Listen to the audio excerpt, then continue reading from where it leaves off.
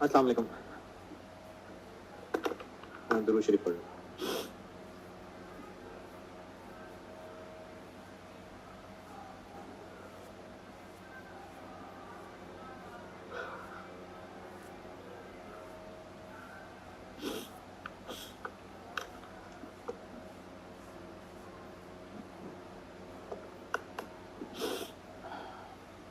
कल मैंने ना एफ को किया था और आपको वो क्यों की रीजन बताई थी। फाइफो बना के दे रहा हूँ और वही जो कल रीजन बताई थी वहीं से निकाल के दूंगा। फाइफो कल एफ को किया था, अब फाइफो।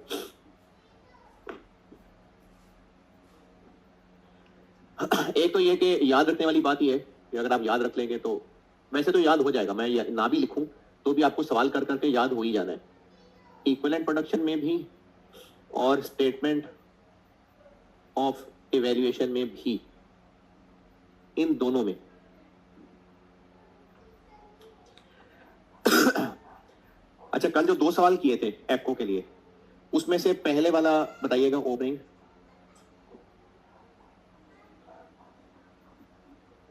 3000, इनपुट 11, इस 11 में से क्लोजिंग कितने और आउटपुट मतलब जो बन गए।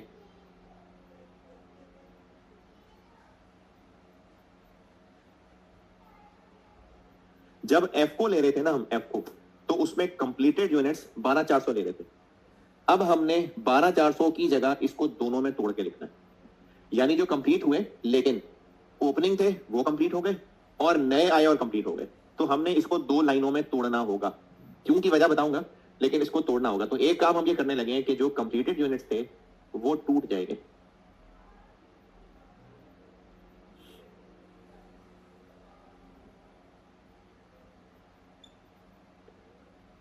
इनको हम 2 लाइनों में तोड़ देंगे। ओपनिंग वर्क इन प्रोसेस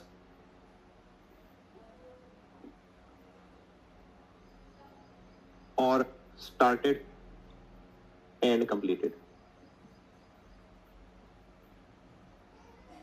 कल हम लोग सवाल में 12400 लिख रहे थे, अब हमने सवाल में 12400 नहीं 94 अलग लिखना है, 3000 अलग लिखना है, यानी कंप्लीटेड यूनिट्स को 2 में तोड़ना है। क्यों तोड़ना है वो मैं आपको अभी कल वाली क्यों के साथ डिराइव करके देता हूं।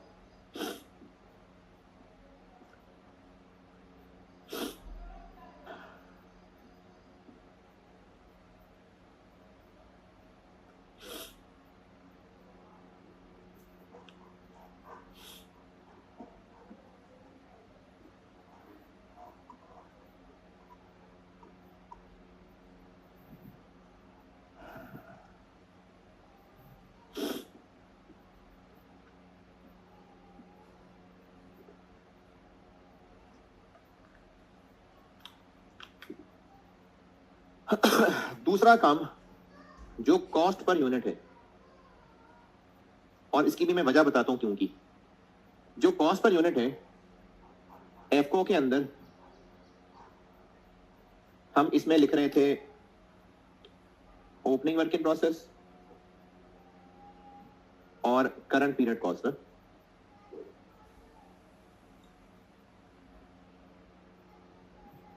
एफको में ये लिख रहे थे, फाइफो में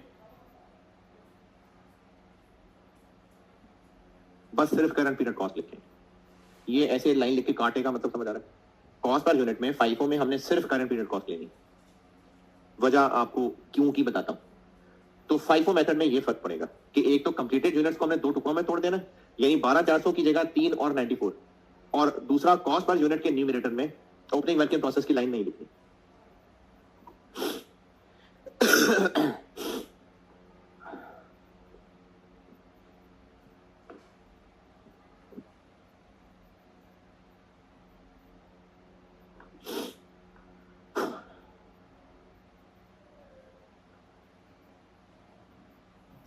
कल वाले दोनों सवालों को ना हम फाइफो से करते हैं।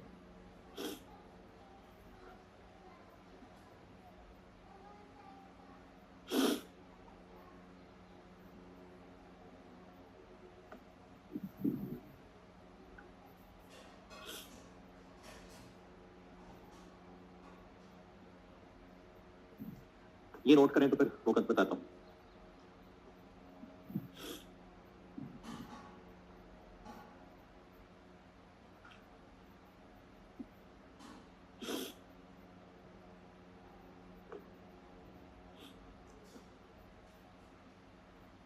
ठीक है, नोटेड।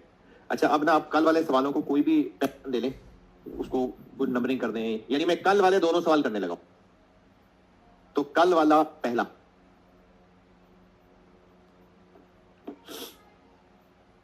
ये आपके पास नोटेड है, मैं वही सॉल्यूशन दोबारा लिख रहा हूं, ये ना नोट करना, ये तो मैं कल वाला दोबारा दिखा रहा हूं आपको। कल वालों में से पहला बता रहा हूं, कल वालों में से पहला फाइफो से करने लगा हूं, लेकिन पहले मैं आपको ये एफको वाला सॉल्यूशन दोबारा लिख के दिखा रहा हूं, ये आपके पास नोटेड है।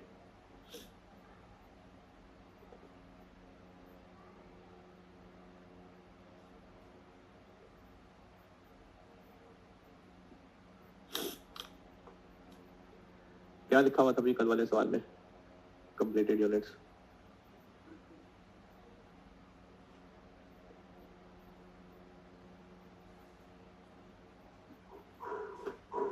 और closing work in process 1600, material पूरा था और कन्वर्जन 80 था, 1600 और 1280,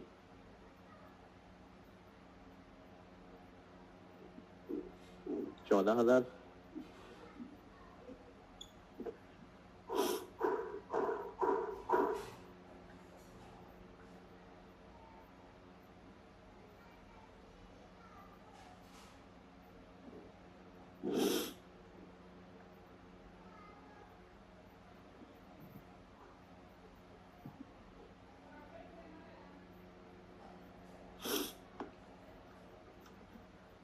ओपनिंग वर्क इन प्रोसेस 60,000 और 78,000, और करंट पीरियड कॉस्ट 240, 390, 3 लाख और जी 68, और इसका डिनोमिनेटर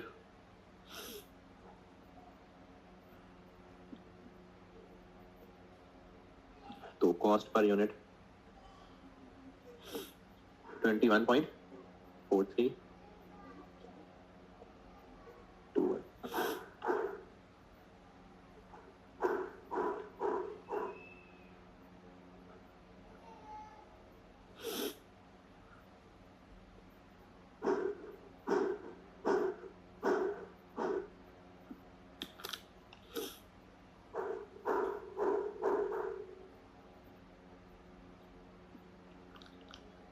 जी 12,400 इंटू 21.43 प्लस 2 कितना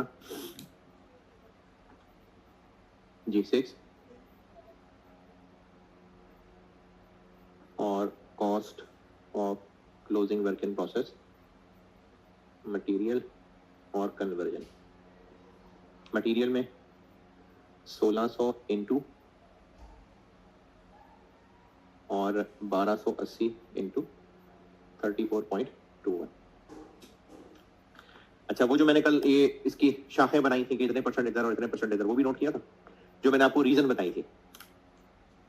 जो ओपनिंग थे कितने 3,000, ये कन्वर्जन के एतबार से पिछले महीने 60% कंप्लीट थे, तो बाकी 40% फिर इस महीने हुए होंगे, और जो नए आए 9400 वो सारे के सारे इसी महीने कंप्लीट हुए, और जो क्लोजिंग थे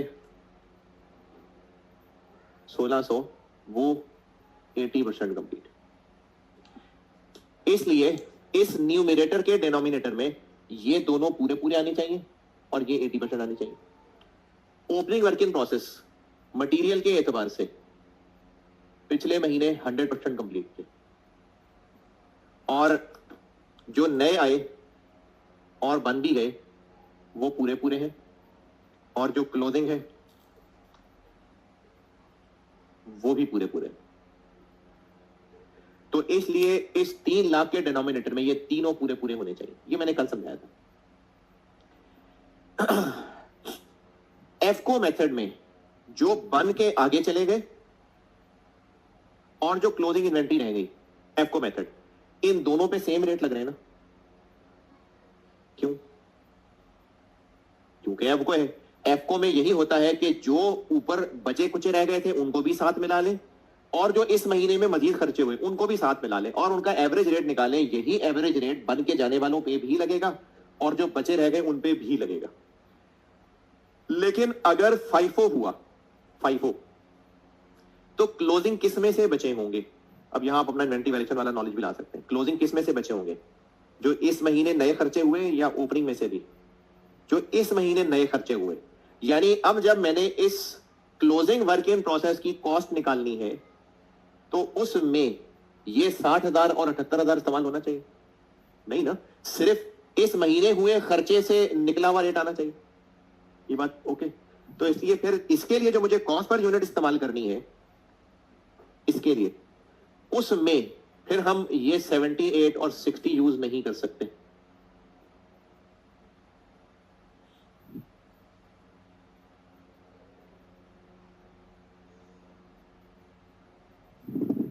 तो न्यूमरेटर में फिर क्या होना चाहिए? सिर्फ करंट पीरियड कॉस्ट। ये हो गया न्यूमरेटर।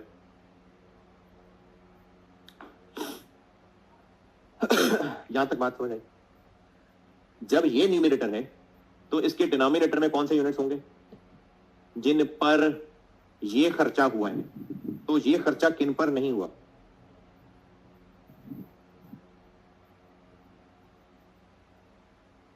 और कन्वर्जन,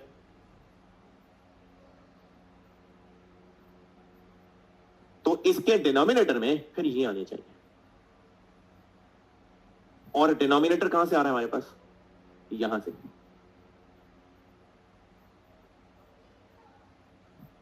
इसके डिनोमिनेटर में 12,400 नहीं, सिर्फ 9,400 आना चाहिए। 3,000 क्यों नहीं? क्योंकि उस पे मटेरियल पिछले महीने ही लग गया था, 240 उस पे नहीं लगा। कन्वर्जन के डिनोमिनेटर में 9400 तो आना चाहिए, 3,000 का सिर्फ। यानी हम क्या याद रख लें कि ओपनिंग वर्क इन प्रोसेस के सिर्फ उतनी परसेंटेज लानी है जितना इस महीने काम हुआ है। तो इसके लिए हमें 3,000 और 9400 अलग अलग तोड़ना पड़ेगा ना। अब 12,400 से काम नहीं चलेगा। तो ईपी के अंदर हमें कंप्लीटेड यूनिट्स की जगह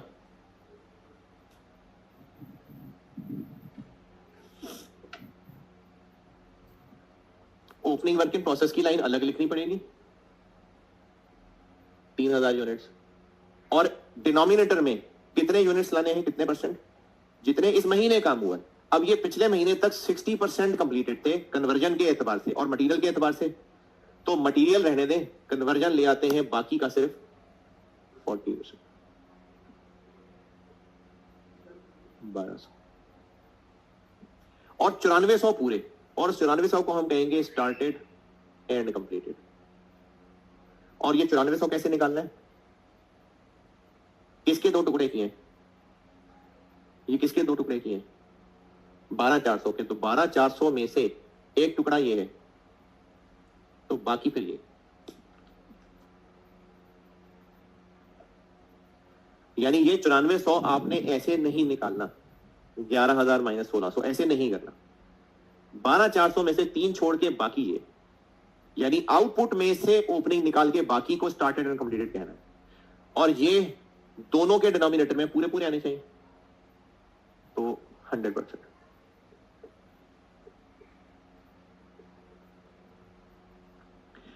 तो फाइफो के इक्विवेलेंट प्रोडक्शन के अंदर क्लोजिंग की लाइन ऐसे ही रहेगी, कंप्लीटेड के दो टुकड़े हो जाएंगे। कंप्लीटेड की लाइन को दो टुकड़ों में तोड़ लेंगे, ओपनिंग वर्क इन प्रोसेस, और उसमें मटेरियल और कन्वर्जन सिर्फ उतनी परसेंटेज लिखनी है जितना इस महीने में काम हुआ। यानी जो पहले हो गया सो हो गया, जो बाकी इस महीने में हुआ ये वो लिखना है। और आउटपुट में से इसको निकाल के बाकी को स्टार्टेड एंड कंप्लीटेड, वो दोनों में पूरे पूरे। और क्लोजिंग जैसे एफको में था वैसे ही। तो अब ये क्या बन गया? हाँ जी, 11,000 और 11,180। 11,000 और 11,180। तो पर यूनिट कॉस्ट मटेरियल की हो गई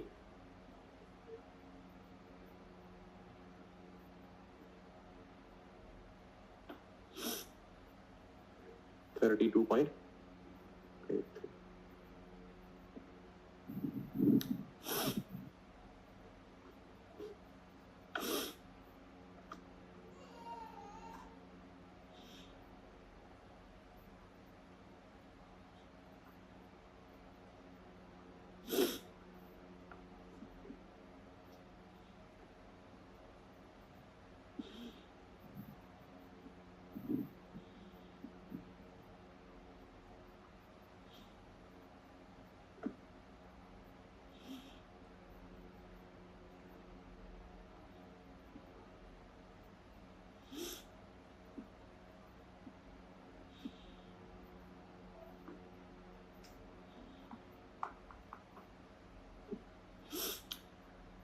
इक्विवेलेंट प्रोडक्शन और कॉस्ट पर यूनिट तक चले। अब मैं आपको सिखाता हूं स्टेटमेंट ऑफ इवैल्यूएशन।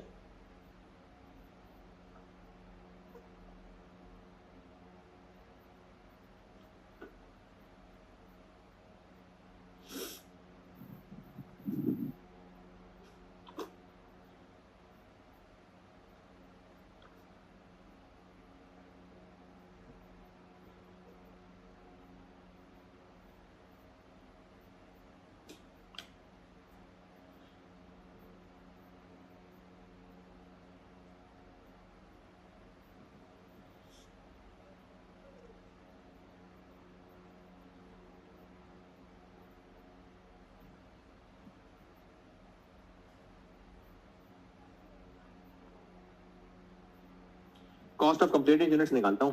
पहले बाकी को ध्यान से देख लें, कुछ पूछना है तो पूछें। ईपी में, कॉस्ट पर यूनिट में।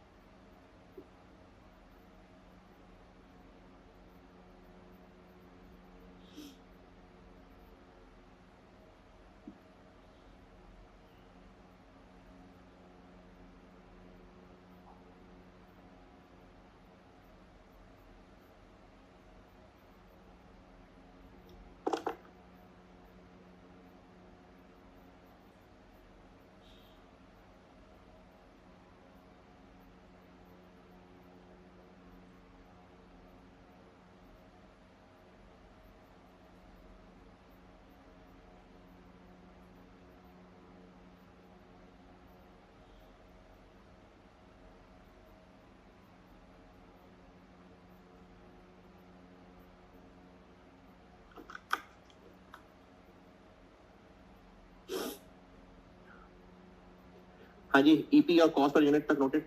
अच्छा, कॉस्ट ऑफ कंप्लीटेड यूनिट समझिएगा। स्टेटमेंट ऑफ इवैल्यूएशन मैंने बताया था, जैसे आपका रिजल्ट आता है ना, तो वो एक परफॉर्मेंस रिपोर्ट है। परफॉर्मेंस रिपोर्ट इस बात की कि इस महीने इस प्रोसेस का जो आउटकम है, क्या आउटकम, इतने बन के आगे चले गए, इतने अभी बचे रह गए, उनकी टोटल कॉस्ट कितनी है, ये बतानी होती है। अच्छा, यहां से ना एक मिसाल बदलता हूं, और क्योंकि सारे क्रिकेटर होते हैं तो क्रिकेट का नॉलेज तो थोड़ा बहुत सबको होता ही है, तो मैं क्रिकेट की मिसाल से बताता हूं। टेस्ट मैच का पता है, टेस्ट मैच पूरी है क्या होता है? टेस्ट मैच का डे 1 एंड हुआ, और उस डे 1 के एंड पे जब स्कोर कार्ड आया तो ये बैट्समैन के नाम है, ये दोनों आउट हो गए हुए थे और ये दोनों अभी क्रीज पे थे। ये 40 पे खेल रहा था और ये 70 पे खेल रहा था। जब डे 2, तो डे 2 का आउटकम ये निकला कि सी भी आउट हो गया और डी भी आउट हो गया और ई भी आउट हो गया और एफ भी हो गया। डे 2 का जब रिपोर्ट कार्ड आएगा, स्कोर कार्ड आएगा, तो सी 10 रन और करके आउट हो गया, तो उसके सामने 10 लिखा होगा कि 50? लेकिन डे 2 में तो उसने सिर्फ 10 ही किए। तो डे 2 का परफॉर्मेंस रिकॉर्ड यह है कि ये आउट होके गया है, और आउट होके गया है तो कितना स्कोर करके गया है। अब वो डे 2 की स्कोर कार्ड में ही नजर आ रहा होगा लेकिन उसके स्कोर 50 हो रहे होंगे, 10 नहीं, क्योंकि जब वो आउट होके गया है तो उसका टोटल स्कोर 50 है, 10 नहीं है। अच्छा, डे 2 में कितना किया है, लेकिन हम इस रिपोर्ट में ये नहीं बता रहे कि डे 2 में कितना हुआ है, हम डे 2 का परफॉर्मेंस बता रहे हैं कि डे 2 में ये हुआ है कि ये आउट हो गया, ये आउट हो गया, और ये जो आउट हुआ वो तेरे स्कोर करके आउट हुआ है। तो स्कोर कार्ड में उसके नाम के सामने 10 नहीं 50 लिखा होगा, तो ये डबल काउंट हो रहा है। नहीं, ये डे 1 की परफॉर्मेंस रिपोर्ट है, ये डे 2 की परफॉर्मेंस रिपोर्ट है। और परफॉर्मेंस रिपोर्ट में क्या बताया जा रहा है, ये आउट होके आगे चले गए, ये क्लोजिंग वर्क इन प्रोसेस है। अगले दिन की रिपोर्ट, ये आउट होके आगे चले गए। अच्छा, जब आउट होके आगे चले गए तो उनके सामने जो स्कोर लिखा होगा वो सिर्फ 10 क्यों नहीं 50 क्यों लिखा होगा, क्योंकि जब वो आउट होके गए हैं तो 10 नहीं करके गए, 50 करके गए। तो हमने जब कॉस्ट ऑफ कंप्लीटेड यूनिट्स इस रिपोर्ट में बताने हैं तो हमने बताने हैं कि इतने यूनिट्स आउट होके आगे चले गए और उनकी टोटल कॉस्ट कितनी है। तो कितने यूनिट्स आउट होके आगे गए हैं, 12,400। उनमें से 3,000 ऐसे हैं जो कल नॉट आउट थे, इनमें से 3,000 ऐसे हैं जो पिछले महीने के रिपोर्ट कार्ड में नॉट आउट थे। और अब जब वो इस महीने आउट होके बाहर जा रहे हैं तो उनकी कॉस्ट में कितना लिखें, जितना सिर्फ इस महीने इन पे काम हुआ है, या जो पिछला था वो भी, पिछला था वो भी ना। तो अब हमें कॉस्ट ऑफ कंप्लीटेड यूनिट्स के भी 2 टुकड़े करने पड़ेंगे, ओपनिंग वर्क इन प्रोसेस के अलग और स्टार्टेड एंड कंप्लीटेड के अलग। ओपनिंग वर्क इन प्रोसेस के टुकड़े में हम ये कहेंगे कि इतना तो ये पहले ही नॉट आउट पे खेल रहे थे पिछले दिन, बीडी। इसको बीडी क्यों कह रहे हैं, ये जब मैं आपको इस चैप्टर के टी अकाउंट्स बता दूंगा तो वहां बीडी लिखा नजर आ जाएगा, लेकिन आप FAR 1 पढ़ रहे हैं, इंट्रो पढ़ा है, तो बीडी बैलेंस, ओपनिंग बैलेंस होता है। इन पे किन पे 3,000 पे। पिछले महीने इन कितने पे नॉट आउट थे, ये पिछले महीने कितने पे नॉट आउट थे,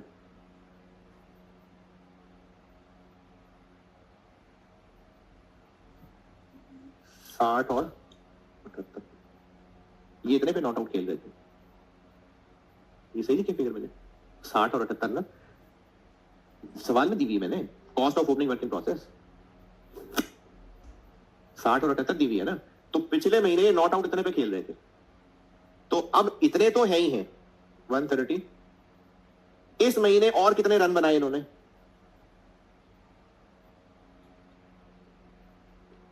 कन्वर्जन 1200 इंटू जो इस महीने रन बनाए इन्होंने 32.83।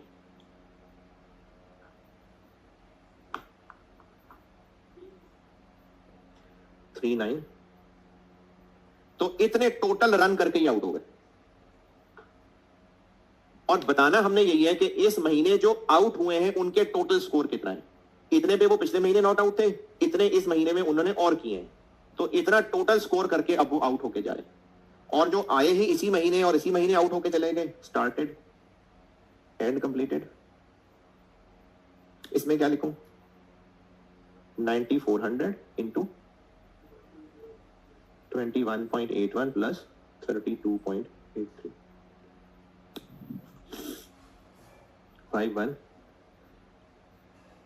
तो ये टोटल आउट होने वालों का स्कोर है।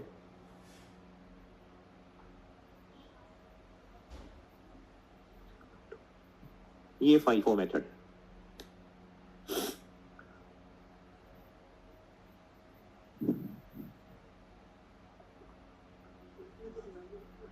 स्टेटमेंट ऑफ वेरिएशन का मतलब है कि इस महीने का जो आउटकम है, क्या आउटकम है, कितने आउट होके बाहर चले गए, कितने अभी नॉट आउट है, उनकी टोटल कॉस्ट कितनी है, ये स्टेटमेंट ऑफ वेरिएशन।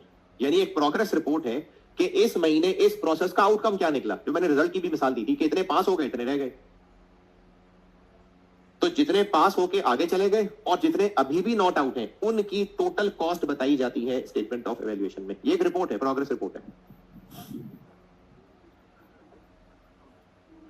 नहीं, इस महीने का एंड रिजल्ट आउटकम क्या निकला, इतने अगले में चले गए, इतने अभी भी इन प्रोसेस हैं। तो ये जो अगले में चले गए या इन प्रोसेस हैं, इनकी टोटल कॉस्ट कितनी, यानी वो कितना स्कोर करके टोटल बाहर गए ग्राउंड से, और जो अभी भी क्रीज पे है वो कितने पे। ये रिपोर्ट कार्ड है, बस बतानी है इनकी टोटल कॉस्ट, जाने वालों की टोटल कॉस्ट और जो अभी भी क्रीज पे हैं उनकी कॉस्ट। जो कल वाला दूसरा सवाल था वो आप FIFO से कर दें।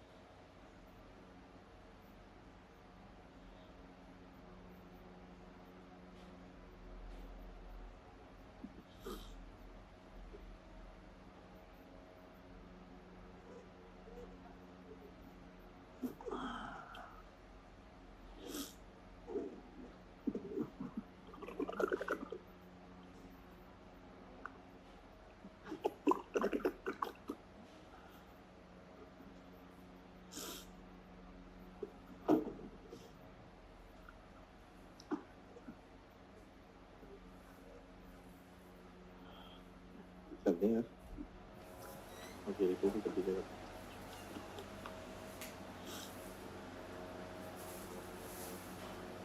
बंद कैसे करें? अगर ठीक है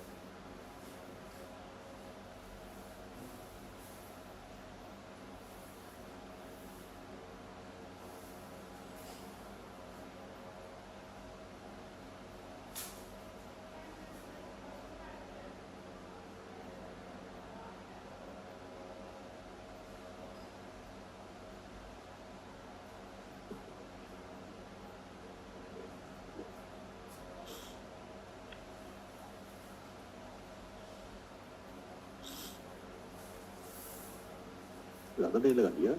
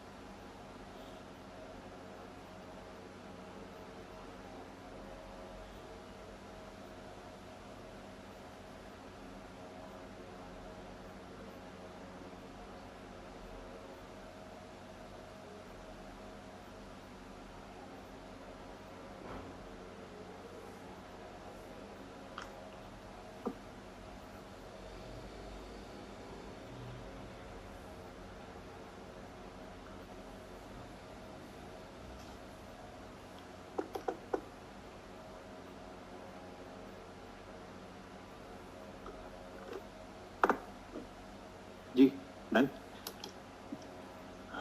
इक्वल एंड प्रोडक्शन।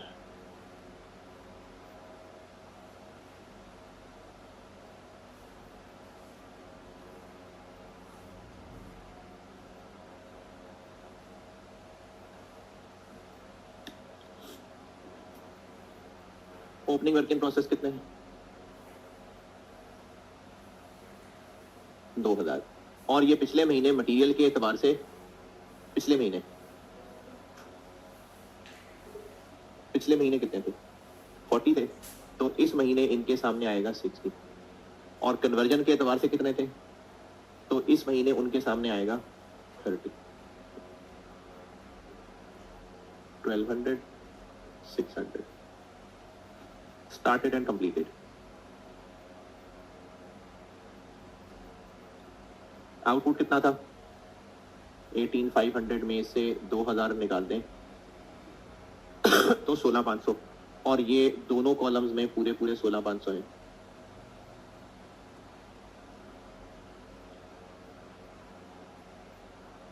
और क्लोजिंग वर्क इन प्रोसेस कितने? 1500।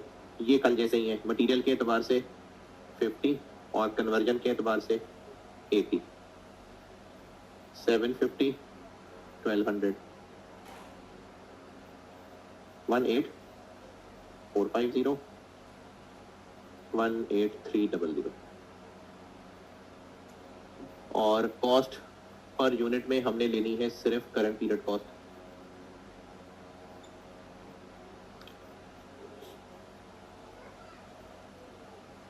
मटेरियल में 300,000, कन्वर्जन में 520,000। और इसका डिनोमिनेटर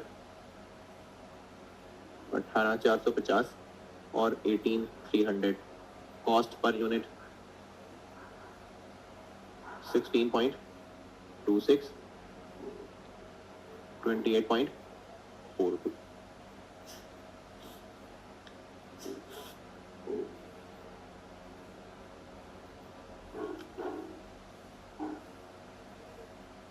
Statement of evaluation.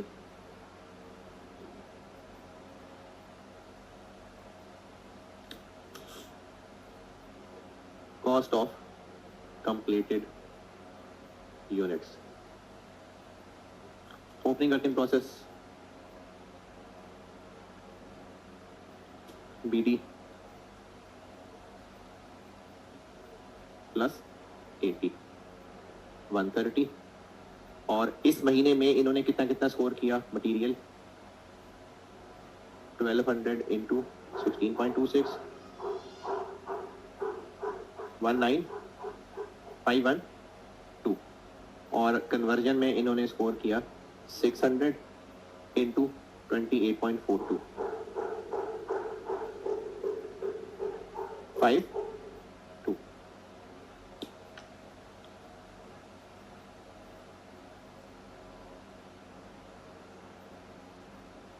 और स्टार्टेड एंड कंप्लीटेड के अंदर 16500 इंटू ये दोनों 16.26 प्लस 28.42, 73722 903,784।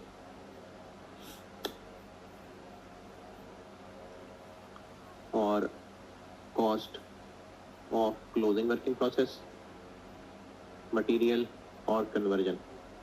मटेरियल में आ जाएगा 750 इंटू 16.26 और 1200 इंटू 28.42। शुक्रिया। 12195 1 0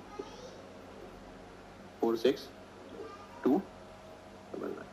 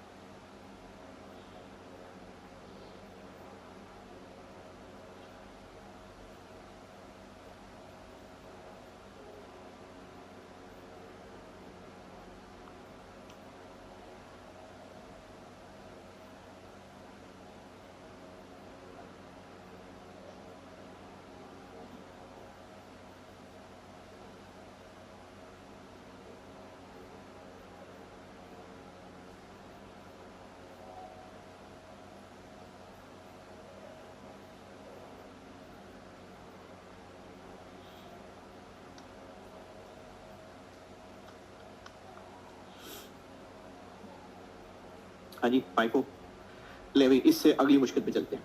और अब मैं मुश्किलें मिलाने लगा हूँ सारी। मुश्किल नंबर क्या कर लिया था मैंने? 3। अब कर लेते हैं मुश्किल नंबर 4, यानी सब मिक्स कर रहा हूं मैं। इनपुट तो है ही है, लॉस भी ले आते हैं, अब सारा कुछ मिला दिया। ओपनिंग वर्क इन प्रोसेस भी है, क्लोजिंग वर्क इन प्रोसेस भी है, और आउटपुट भी, यानी सब कुछ कंबाइन कर लिया मैंने, सारा कुछ है सवाल में।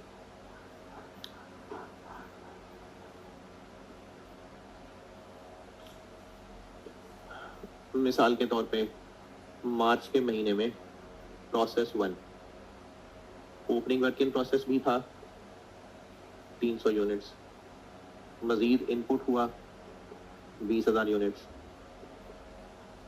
लॉस हो गए 400 यूनिट्स, जिनमें से नॉर्मल लॉस है 300 और एब नॉर्मल लॉस है 100।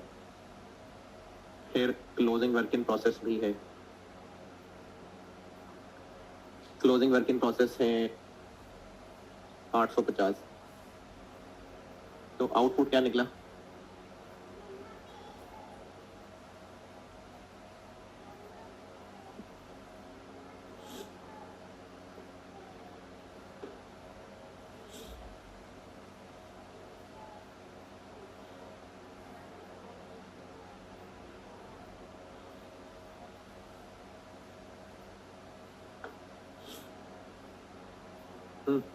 कितना? 1905। तो सारा कुछ है, लॉसेस भी है, ओपनिंग वर्क इन प्रोसेस भी है, क्लोजिंग वर्क इन प्रोसेस भी है।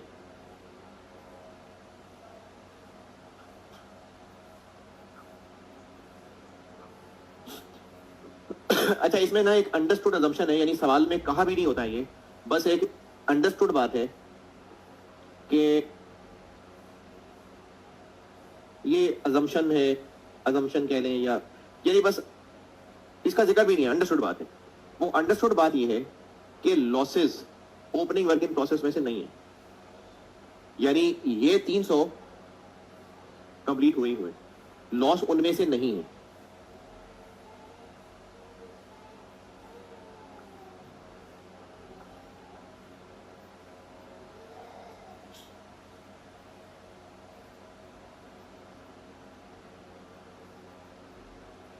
और मुझे ये बिल्कुल पता है कि जब मैं एक्सपेक्टेड यूनिट्स पे आऊंगा तो आप अगर होश में हुए तो आप ये सवाल मुझसे पूछेंगे तब। Losses opening work in process में से नहीं है, यानी opening work in process units work completed हो गए, कंप्लीट किए, इनमें से कुछ जाया नहीं हुए।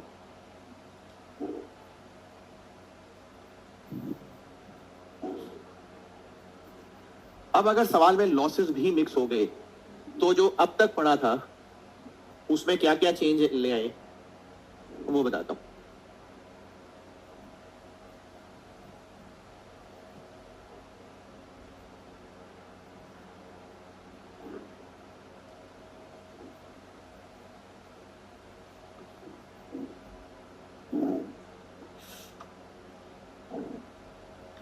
एक तो फर्क ये पड़ेगा कि स्टेटमेंट ऑफ इवैल्यूएशन में भी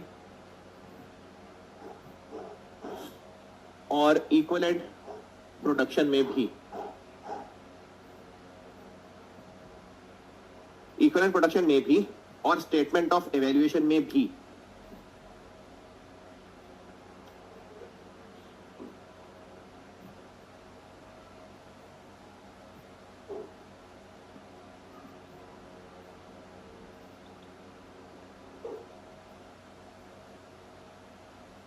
एक सेपरेट लाइन आइटम आ जाएगी एबनॉर्मल लॉस या एबनॉर्मल गेन की, यानी सवाल में या तो एबनॉर्मल लॉस होगा या फिर एबनॉर्मल गेन होगा, तो उसकी एक सेपरेट लाइन आइटम आ जाएगी, ईपी के अंदर भी आ जाएगी और स्टेटमेंट ऑफ वैल्यूएशन में भी आ जाएगी। एक काम तो ये होगा। दूसरा एक और काम ये होगा कि कॉस्ट पर यूनिट के अंदर, अच्छा जब आपको पहली क्लास में लॉसेस पढ़ाए थे, लॉसेस, तो क्या क्या ट्रीटमेंट सीखा था तब? लॉसेस पहली क्लास में कहां कहां क्या क्या प्लस माइनस किया था?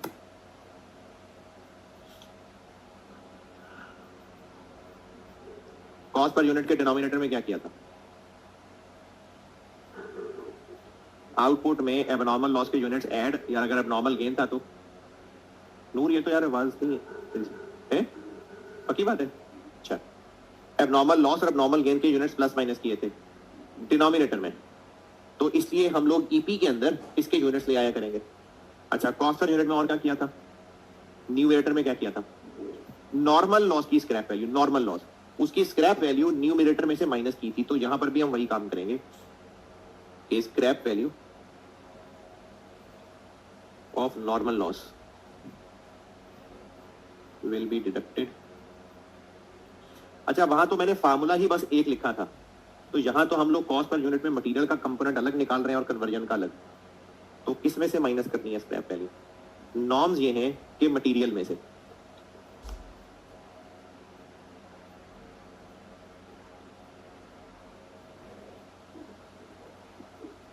मटेरियल वाले कॉलम में से लेस करना, चाहे 5 हो चाहे आपको।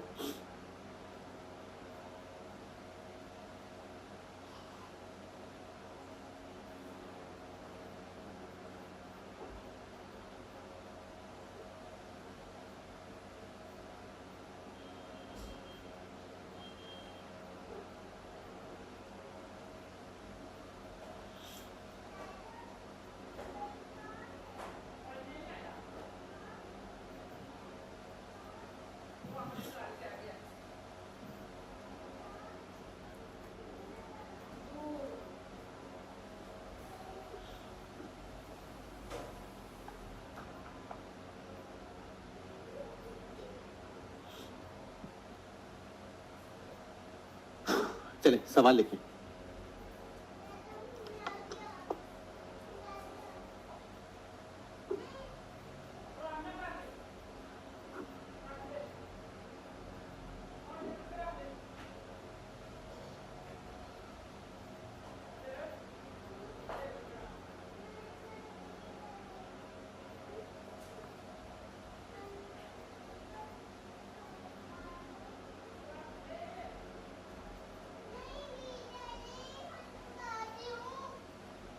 You noted? Following information relates to process 1 for the month of May.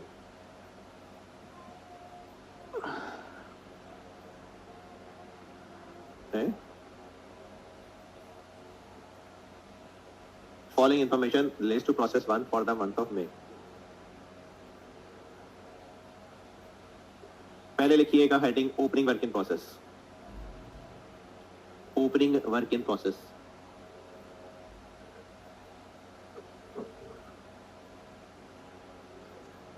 Opening work in process है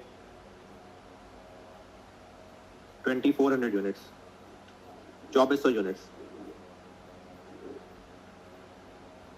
और इसके साथ ब्रैकेट में लिखिए 60% complete with respect to conversion. 60% complete with respect to conversion.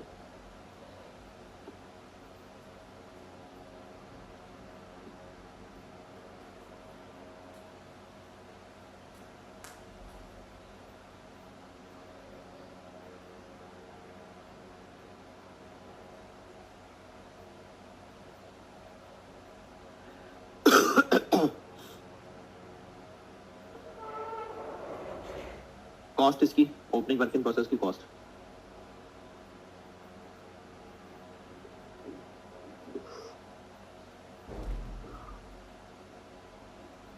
Opening work in process की cost है material units कितने बताए मैंने?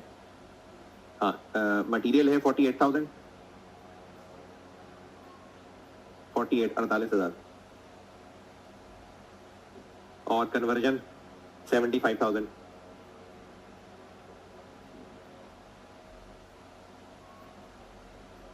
ये हो गया ओपनिंग वर्क इन प्रोसेस। अब लिखिए करंट मंथ डाटा।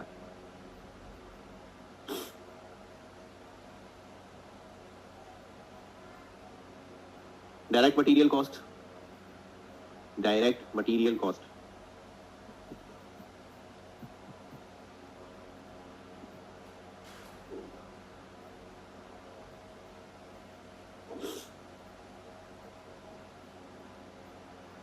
$360,000, 360, 3,60,000, और ब्रैकेट में लिखिएगा 16,000 units, 16,000 units. Conversion cost 550,000, 5.5 lakh, 550,000। उसके बाद लिखिए closing work in process, 1500 units, 1500 units, और इसके साथ ब्रैकेट में लिखें 80% complete, 80% complete with respect to conversion.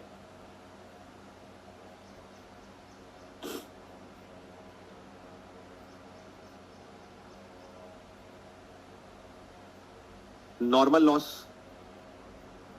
Loss 500 units, 500 units,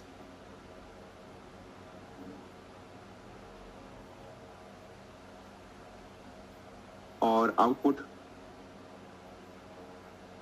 16,250, 16,250, 16,250 units, ये आउटपुट है। Scrap value of defective units,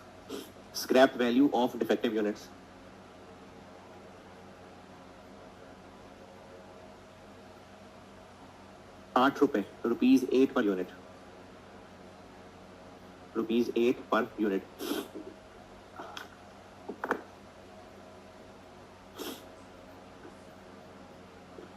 और stage of completion of defective units,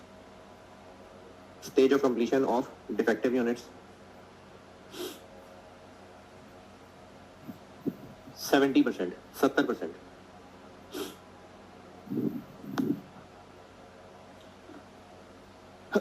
required है मुझसे, हमसे स्टेटमेंट ऑफ एवेल्युएशन,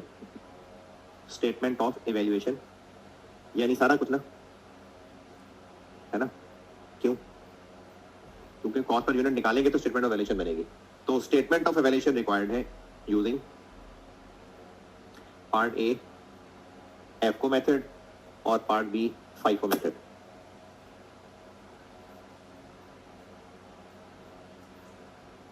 इससे पहले आप लोगों को ज़बानी बता रहा था, लेकिन अब जब लॉसेस, यानी मैंने अब कंप्लीट पिक्चर कर दी ना, ये जो अब हम सवाल कर रहे हैं ना, ये एग्जाम लेवल क्वेश्चन की लोएस्ट लेवल, यानी अब हम एग्जाम के लोएस्ट लेवल तक पहुंच गए।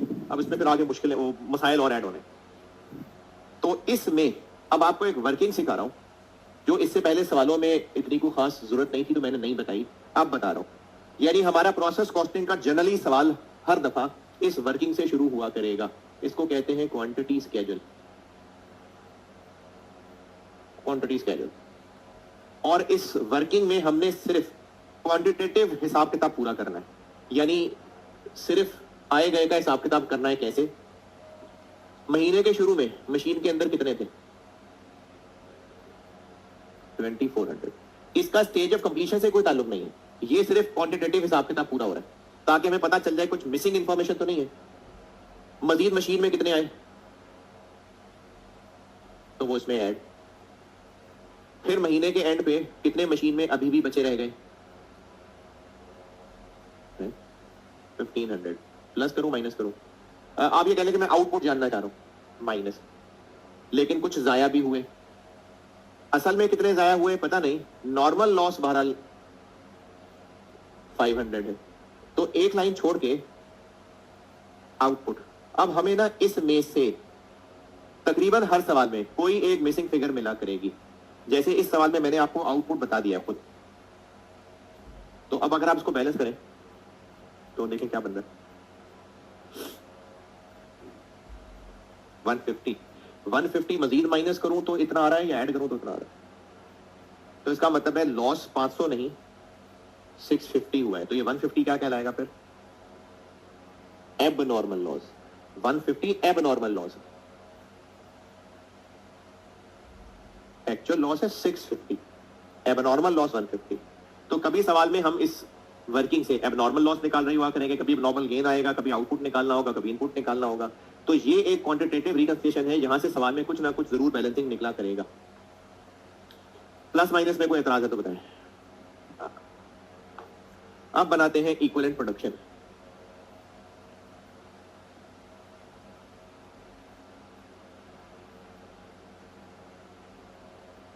यूनिट्स, स्टेज ऑफ कंप्लीशन और इक्विवेलेंट यूनिट्स, मटेरियल कन्वर्जन। एफको से कर रहा हूं। अच्छा मैंने तो हेडिंग नहीं दी, पहले मैं एफको से सॉल्व कर रहा हूं। पार्ट ए एफको, पार्ट ए हम एफको से कर रहे हैं सॉल्व। हाँ जी बताएं क्या लाइन आएगी। एफको से कर रहे हैं कंप्लीटेड यूनिट्स कितने 16,250 और ये हर लिहाज से 100% है।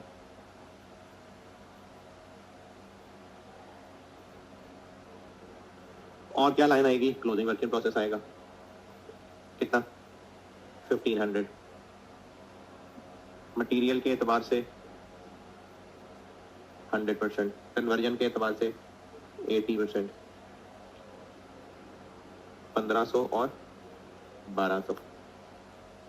जब लॉसेस पढ़ाए थे तो एबनॉर्मल लॉस के यूनिट्स डिनोमिनेटर में आउटपुट में ऐड हो रहे थे ना, तो ये हम डिनोमिनेटर ही तो बना रहे हैं। तो इसलिए मैंने कहा था कि ईपी के अंदर एबनॉर्मल लॉस की भी लाइन आएगी, यानी हमने आउटपुट के अंदर एबनॉर्मल लॉस के यूनिट्स भी ऐड करने हैं। कितने हैं 150। और इनकी भी मैंने चूंकि स्टेज ऑफ कंप्लीशन बताई है तो इनके ऊपर भी फिर यही वाला काम होगा। मटेरियल के एतबार से पूरे हैं और कन्वर्जन के एतबार से 7। क्योंकि इनकी लाशें हमें प्रोसेस के एंड पे नहीं मिली, दरमियान में पता चल गया तो उनको निकाल लिया बाहर, इसलिए सिर्फ 70% काम हुआ था इन पे। 150 और 105। हम लोग डिनोमिनेटर में आउटपुट में एबनॉर्मल लॉस के यूनिट्स ऐड करते थे, तो इसलिए मैंने ये ऐड किया। और अगर इस सवाल में एबनॉर्मल गेन होता तो फिर हम माइनस करते। 17900, 17555। तो अगर क्वेश्चन में मुझे कहना है कुछ, अगर क्वेश्चन में लॉसेस आ जाएंगे तो क्या फर्क पड़ा, एक तो क्वांटिटी स्केड्यूल की वर्किंग आ गई और दूसरा इक्विवेलेंट प्रोडक्शन के अंदर इनकी एक लाइन आई तुम्हारी।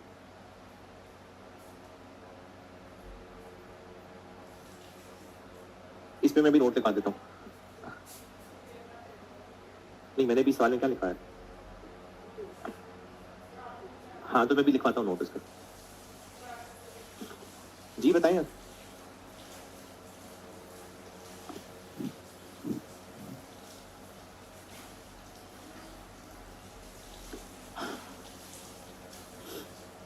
कॉस्ट पर यूनिट, मटेरियल का कॉलम, कन्वर्जन का कॉलम।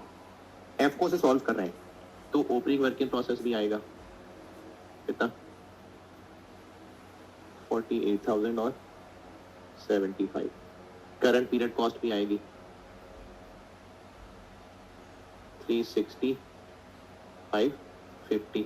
और हमने इनमें से नॉर्मल लॉस की रिकवरी वैल्यू भी माइनस करनी है। नॉर्मल लॉस की रिकवरी, ये न्यूमरेटर है ना, तो जब लॉसेस पढ़ाया था तो न्यूमरेटर में से नॉर्मल लॉस की रिकवरी माइनस करते थे, तो ये न्यूमरेटर ही तो है। तो नॉर्मल लॉस के यूनिट्स कितने हैं 500 और कितने रुपए हैं उनकी रिकवरी 8 रुपए। तो यहां से 4000 हो जाएगा माइनस। ये 4000 यूनिट्स नहीं है, रुपीज है, सब रुपीज है। तो नॉर्मल लॉस की रिकवरी वैल्यू हो जाएगी माइनस। इधर से क्यों माइनस नहीं किया, बस नॉर्म्स है कि वो मटेरियल ही था जो खराब हो गया और बेच दिया।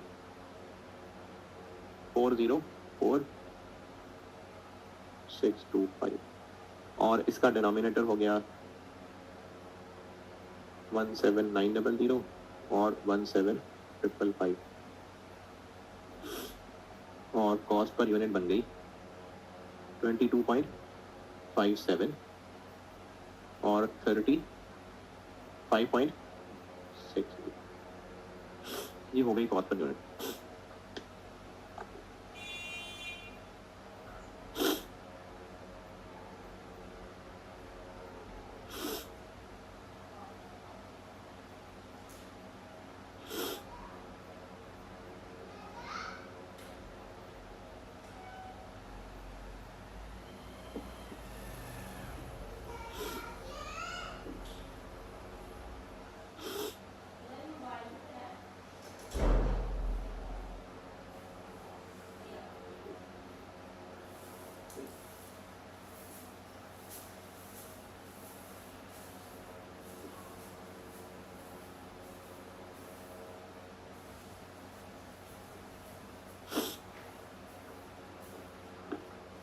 Statement of evaluation,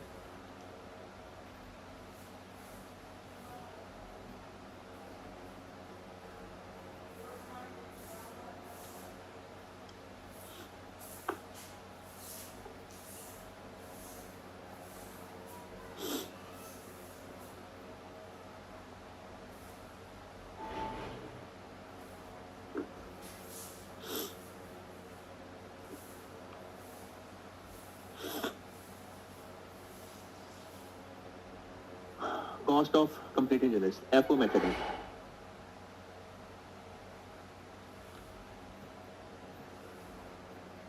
one six two five zero into 22.57 plus 35.6,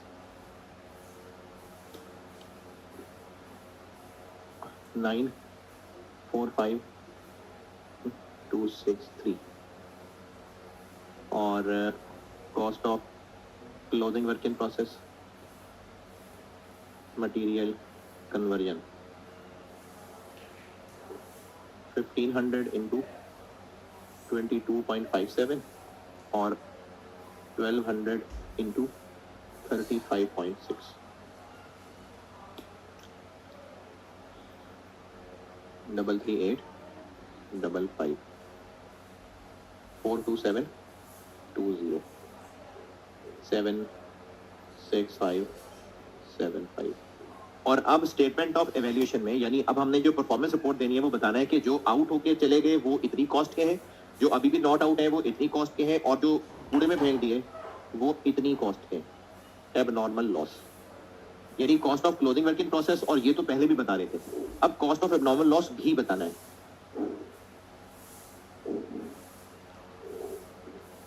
cost बतानी है, कॉस्ट, रिकवरी नेट नहीं, कॉस्ट बतानी है। 150 इंटू 22.57 और 105 35.6, 3386 3738 7124।